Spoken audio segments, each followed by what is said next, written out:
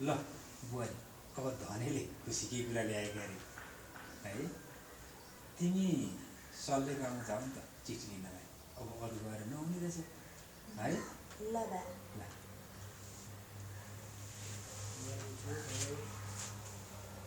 बुहारीलाई हेरि सल्लाह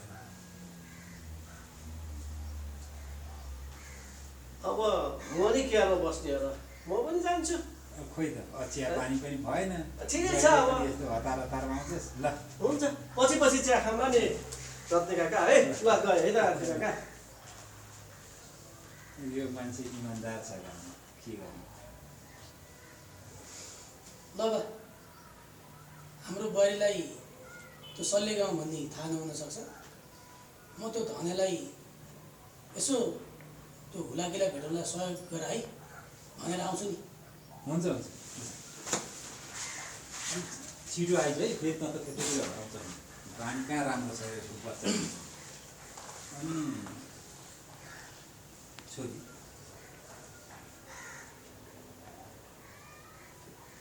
बिग्रेछ तपाईँ नआउनु